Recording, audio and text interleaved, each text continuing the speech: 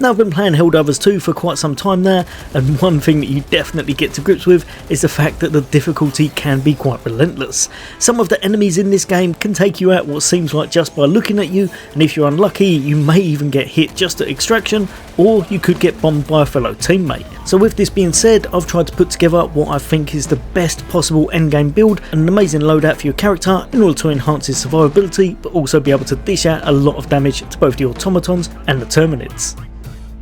Now, the first thing we're going to be going over is going to be obviously down to your personal preference. This is going to be your cosmetics. For myself, I've gone for the DP40 Hero of the Federation helmet and the Independence Bringer cape, as I think these really make your character stand out. Remember, these don't have any additional stats to them, so put on whichever ones you like for this that you think is going to make your character look cool. Over to the body armor, and this one is absolutely amazing. It has very well rounded stats, giving you 100 with your armor, 500 with your speed, and stamina regen of 100, and the passive that it gives you is going to be the medkit. Personally, I think this is one of the best ones in the game and really enhances your tankiness overall. This is going to increase how many stims you can hold by 2, and it's also going to increase the stim effective duration by 2 seconds. Sometimes using this can really give you a lot of survivability, and I found quite a few times after I've been hit by something random like a charger from behind or just something that should have taken me out, stimming up, having that extra 2 seconds of regen really helping me to shine in some tricky situations, and overall the CM09 Bone Snapper is one of my favourite armours currently in the game. Remember, at the time of me making this, armour is a little bit bugged and most people are using light, but it should be fixed soon, and I think this one will be a great choice going forward. Over to our grenade slot, and the absolute daddy is going to be the special grenade G16 Impact.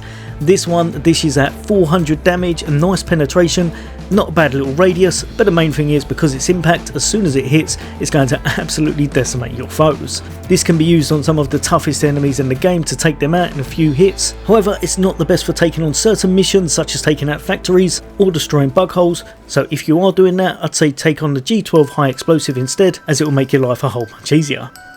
Now, going over to the weapons, and there's pretty much only one real choice for your main slot, and that's going to be the shotgun, the SG225 Breaker. With massive damage, a nice little bit of capacity, easy to control recoil, and incredible fire rate, this is going to destroy all of your light to even some of the medium enemies much easier than anything else in the game.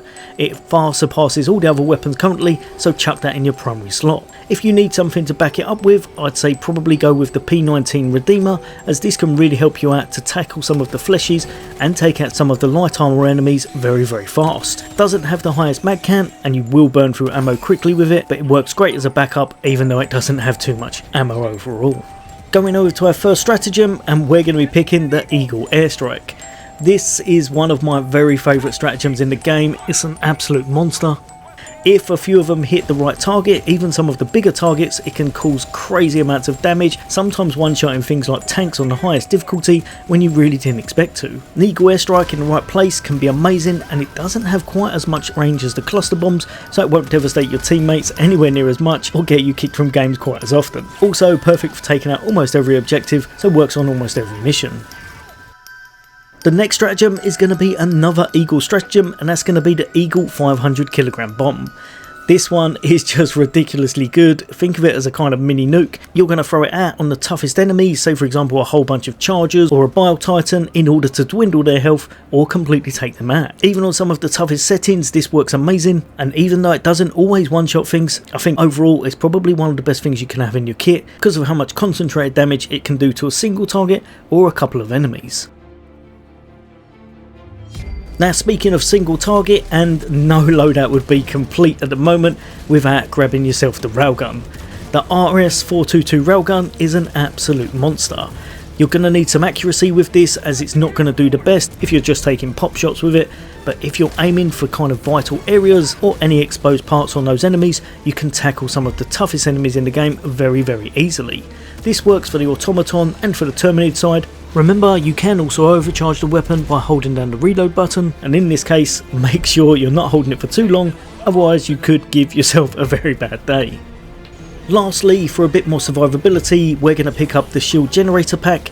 This, I would say, is almost integral, especially if you're going to be playing automaton missions late game, because there's so much firepower coming your way that you just can't seem to get past it without this. Obviously it's down to your skill level, so you may want to swap this out if you're absolutely amazing at dodging enemies and dodging bullets, but I find myself relying on this very often late game. In those kind of level 9 Helldive difficulties. It's going to stop quite a few things such as bullets, it regens very fast, it also I believe stops a bit of stagger, but it does not completely make you invulnerable, so if you come up against an automated turret or something that's very big, for example a mortar or something hitting you hard, then you're still going to fall over like you would have normally. Now to enhance these, the main thing you want to do, go over to your ship modules and you're going to want to pick liquid ventilated cockpit that reduces the cooldown by 50%. Then you're going to pick your crew hazard pay, which is going to reduce your eagle rearm time by 20 seconds. And finally, over to your expanded weapons bay, this is going to give you one additional stratagem use of all of your eagle effects. We've got 2 of them, so you're going to go into the mission with 2 of your 500 kilogram bombs and 3 of your eagle airstrikes. Every time you rearm, you'll get these back and you'll have them up very often because it's only got about 7 seconds in between using each one, and when you've used them all it's only got about 1 minute and 50 seconds before you can resupply them and use them all over again, making you able to dish out a lot of damage to a lot of targets and have a lot of fun with this setup. Once that's all said and done, your character is going to be set up looking a little bit like this, and I'd say if you can, try and put on, especially if you're solo, this Hellpod space optimization, as it means Helldivers are going to come out fully stocked on ammo, grenade and stims.